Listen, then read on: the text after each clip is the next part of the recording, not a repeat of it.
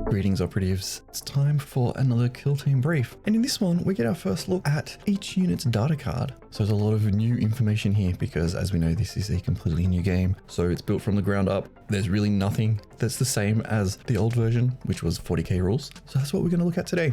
So we've got a Trooper Veteran card on screen at the moment. We'll go through what we know and then have a bit of a discussion about each of the different things. So first off, we have move. We'll go into move in depth in a little bit because there has been a little bit of confusion over what this means. Some people think it's way too complicated now. I don't think it is, and we'll explain why soon. Then we have APL, which is your action point limit. So the amount of actions that you can do in a turn. Then GA, we don't know what that means yet. I haven't referred to that. I think it could be something action. I'm thinking it's guaranteed action. It's probably not that. We'll see how that goes. DF is defense. Save is obviously save. You roll a 5+ on a Trooper Veteran to save against wounds. And then with the Trooper Veteran, you get wounds of 7. And then we look at the different weapons that they can use. And we'll go into that in a little bit more detail later on. Abilities and unique actions, in which case the Trooper Veteran doesn't have that. And then we have keywords, which will be familiar to you if you play 40k or Age of Sigmar. And then some icons, which we don't have a lot of info on yet. We'll be able to look at that in a future video. So first off, let's have a look at the movement characteristic. So movement is slightly different to other games, to a sense, particularly to 40k and Age of Sigmar and the older version of Kill Team. Normally, you would just have a straight move value in inches, so normally 6 inches. In this case, we don't. We have increment types. So we have 1 inch, 2 inch, 3 inch, and 6 inch increments. And we also have an icon. And this is where the confusion starts because it seems to be for the veteran trooper, they have a 3-circle move. What does that mean? Doesn't that just mean 6 inches? Well, yes, it does mean 6 inches if you take it as 3 times circle. And this is going to get confusing. There's lots of weird terminology here. So 3 circle is 3 increments of 2-inch movements. A lot of people are saying that's just 6 inches with extra steps. I'm like, well, that's true. If you take it on face value as, like I said, 3 times 2, but that's not the case. It is 3 increments of 2 inches.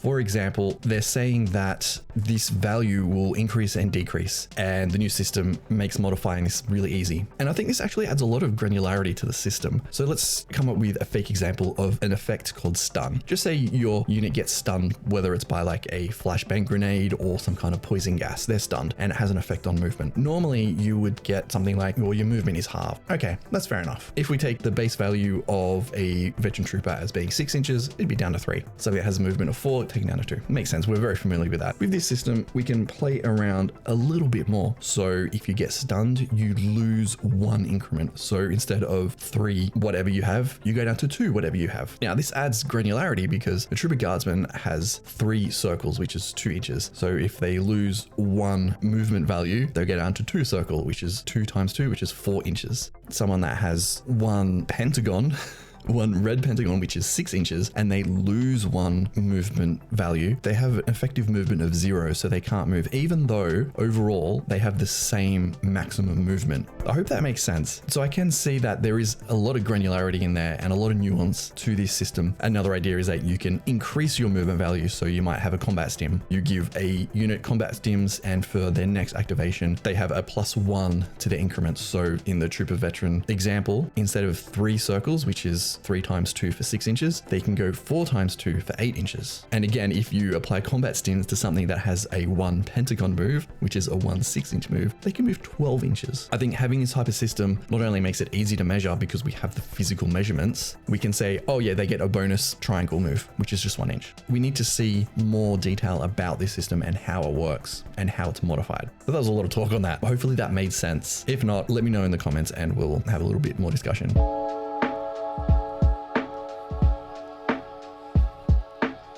So next up we have the APL, which is action point limit. And this determines how many actions an operative can attempt in a single activation. They're saying most humans and Xenos have 2, Space Marines will have more.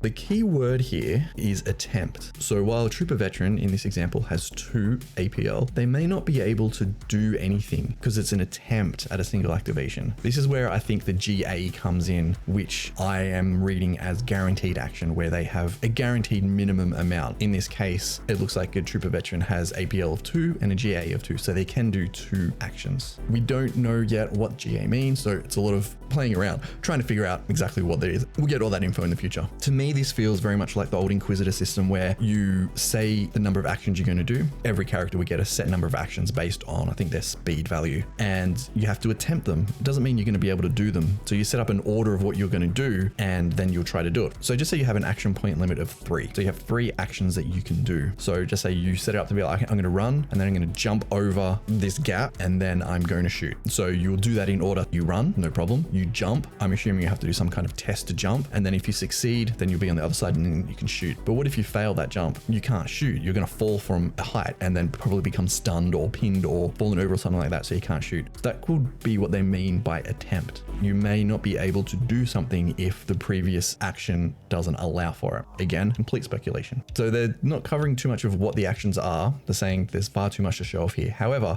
we do have one in the article and we'll have a look at that now. So this is a signal from, I would guess, someone that's a comm specialist. They seem to have a comm specialist model of a veteran guardsman in this thing. So it costs 1 AP, and you select one friendly veteran guardsman operative within Pentagon, which is the long measuring tool, and has to be visible to the operative. You add 1 to its APL. So you can modify a unit's APL up and down. So that's generally the idea. I think it's going to be pretty straightforward. You're going to have a number of different actions specific to each type of model. And I can imagine on the comm specialist data card, this will be under the unique abilities or the actions section.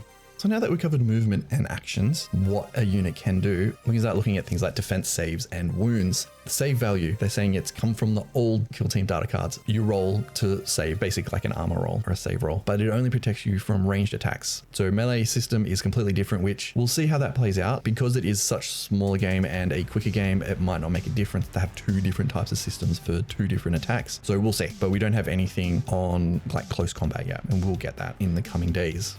So the defense is a characteristic that keeps them alive. You could say it's close to a opposing roll to hit. So when someone rolls to hit, it's them trying to get out of the way. How that actually works, we'll see in the future.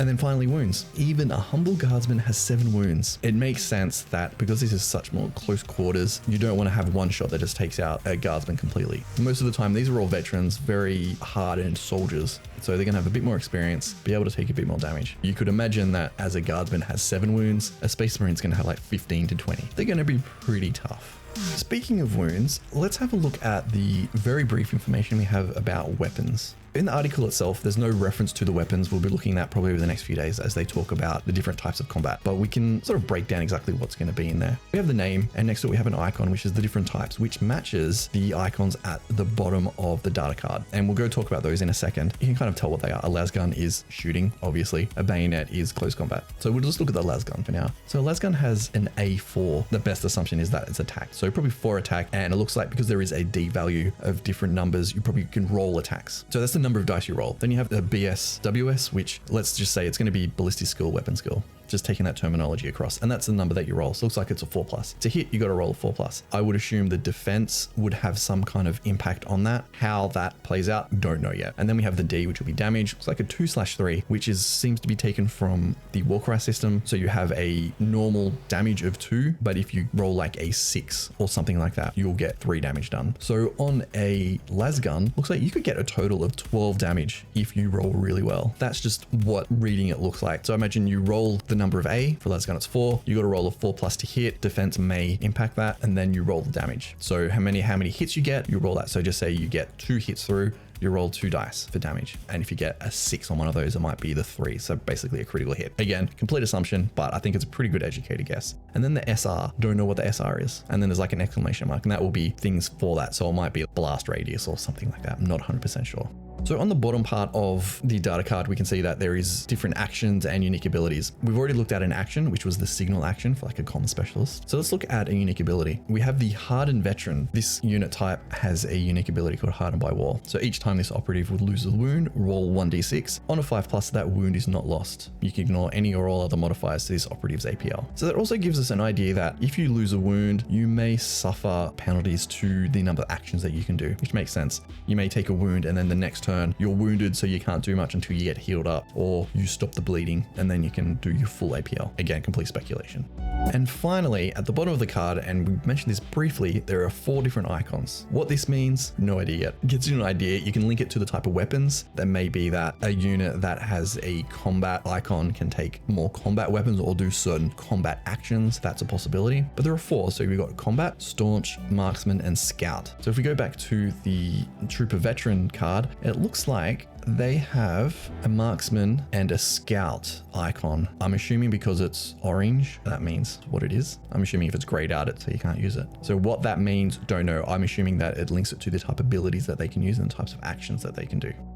In narrative play, if they level up, they might be able to take, in this case, they'd only be able to take marksman and scout type abilities and skills.